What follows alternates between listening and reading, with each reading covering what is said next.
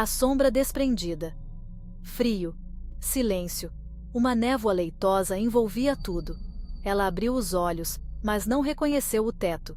Tentou se mexer, mas seu corpo parecia feito de chumbo. Olhou para baixo. Nada. Ela não via seu corpo. Uma onda de pânico a percorreu. Estava morta? Levantou-se, ou melhor, flutuou. Uma sombra translúcida, um espectro de si mesma. Observou seu corpo inerte sobre a cama, o rosto pálido, os lábios arroxeados. A bile subiu à sua garganta, mas não havia como vomitar. Estava presa em um pesadelo terrivelmente real. Ela se aproximou do espelho. Seu reflexo era uma névoa informe. Tentou gritar, mas nenhum som saiu. Estava presa, invisível, um fantasma em sua própria tragédia. O abismo da memória. Imagens invadiram sua mente como um vendaval. A briga com os pais, as palavras cruéis que escaparam de seus lábios, cortantes como cacos de vidro.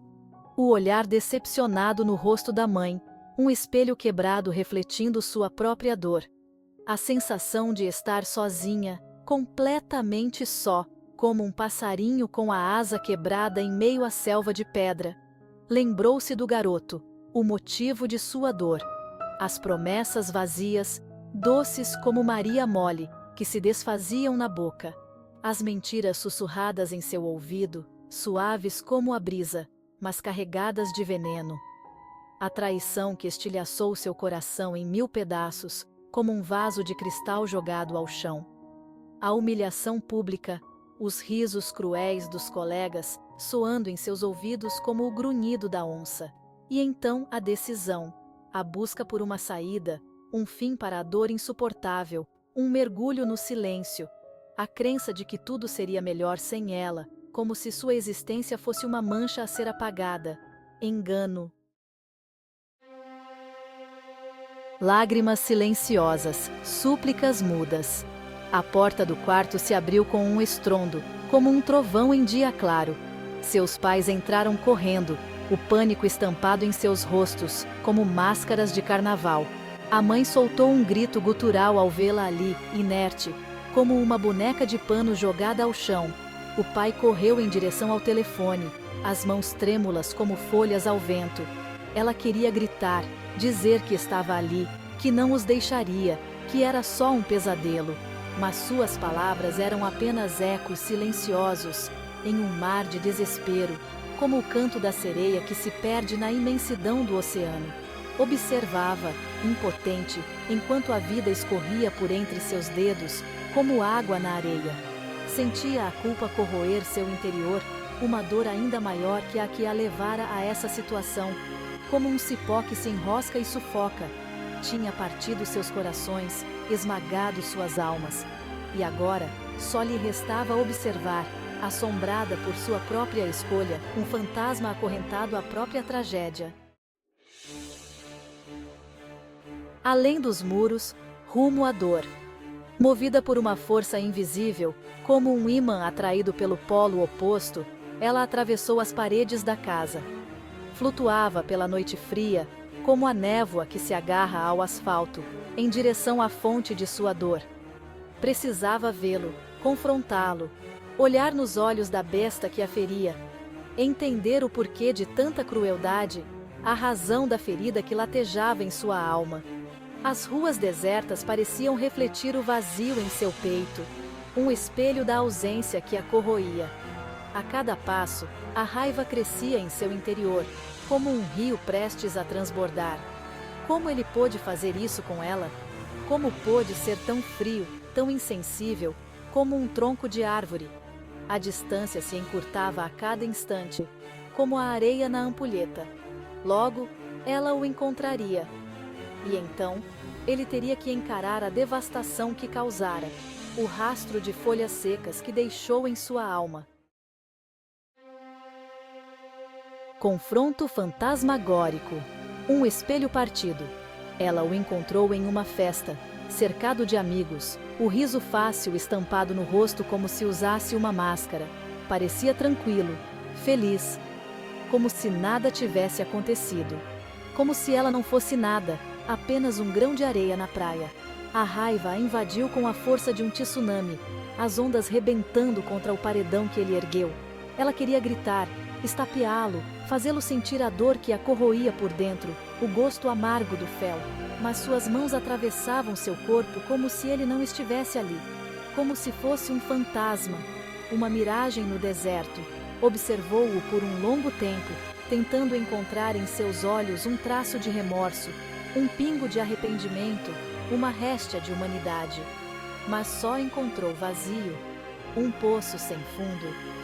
E percebeu, com um aperto no peito, que ele era tão vítima quanto ela, um fantoche dominado por fios invisíveis. A voz da sabedoria ancestral. A dor é uma mestra cruel, mas sábia, sussurrou uma voz suave, antiga como as histórias da vovó. Ela se virou, assustada, como quem escuta o canto da Iara. Diante dela, uma figura etérea, envolvida em luz dourada, a observava com compaixão, como um anjo guardião. Seus olhos emanavam uma sabedoria ancestral, um conhecimento que transcendia o plano terreno, como se guardassem os segredos das estrelas. "Quem é você?" perguntou a garota, a voz trêmula como um beija-flor assustado. "Sou aquele que te guia. Estou aqui para te ajudar a entender", respondeu a figura, serena como um lago de águas cristalinas. A figura se aproximou, estendendo a mão em um gesto reconfortante, um convite à paz. "Venha, menina, olhe mais de perto", chamou, com a doçura de quem oferece um doce. Despertar para a redenção. A figura a guiou através da mente do garoto, por um labirinto de emoções. Ela viu a insegurança por trás da máscara de arrogância, a fragilidade escondida sob o manto da indiferença, a criança ferida que gritava por socorro. Viu a família disfuncional, o pai ausente, como um fantasma que assombrava os corredores, a mãe consumida pela própria tristeza, afogada em um mar de lágrimas. Ele não era um monstro, apenas um menino ferido, repetindo padrões de dor que não compreendia, um passarinho preso na gaiola do próprio sofrimento. A raiva que ela sentia começou a se dissipar, como fumaça ao vento, substituída por uma profunda tristeza, uma compaixão que brotava em seu peito. "Todos nós carregamos cicatrizes, menina", disse a figura, com a sabedoria de quem já viveu muitas vidas. "A forma como escolhemos lidar com elas é que define quem somos." Ela olhou para o garoto com outros olhos, agora tingidos de compaixão, enxergando além da superfície. Não era justo culpá-lo por seus atos, assim como não era justo culpar a si mesma. Eram ambos vítimas de um ciclo de dor, marionetes de um destino cruel. "E agora?", perguntou ela, a voz embargada, o medo ainda presente. "O que acontece comigo?" "Você tem uma escolha a fazer", respondeu a figura com a firmeza de quem aponta a direção. "Pode se agarrar à dor, deixar que ela te consuma, te transforme em cinzas, ou pode escolher se libertar e trilhar um novo caminho, florescer como a primavera." A figura apontou para seu corpo inerte no hospital, um casulo prestes a ser rompido. Médicos se moviam ao seu redor, lutando por sua vida, guerreiros em um campo de batalha silencioso. Ela podia ouvir o choro desesperado de seus pais, o eco das palavras de arrependimento, o medo que transbordava de seus corações. Olhou para o garoto mais uma vez. Ele ainda ria com os amigos, alheio à batalha que se travava em seu interior, no palco da vida. Ela sentiu uma pontada de tristeza, mas agora era diferente. Era a tristeza de quem compreende, de quem perdoa, de quem se liberta. Uma lágrima solitária escorreu pelo seu rosto, evaporando antes de tocar o chão, como um suspiro de alívio. Ela estava livre, livre da culpa, da dor, da necessidade de vingança. Tinha encarado o abismo e encontrado a compaixão do outro lado, A luz no fim do túnel. Escolho viver, sussurrou ela, a voz firme, decidida, como quem renasce das cinzas. A figura sorriu, seus olhos brilhando com aprovação, um farol na noite escura. Então vá, menina, vá e viva. E lembre-se, você nunca está sozinha, estamos com você sempre. Ela se virou para a luz, sentindo-se mais leve do que nunca, como uma pena ao vento. A dor ainda estava lá, uma ferida que levaria tempo para cicatrizar, uma cicatriz que carregaria para sempre. Mas agora, ela tinha esperança, esperança de um futuro onde pudesse amar e ser amada, sem correntes, sem medos, com a leveza de quem voa. Ela abriu os olhos.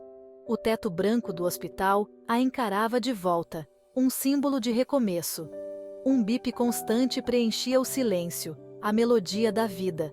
Sentia o corpo dolorido, frágil, como um pássaro que reaprende a voar. Mas estava viva. E essa era a única certeza que importava, a chama que reacendeu em seu coração.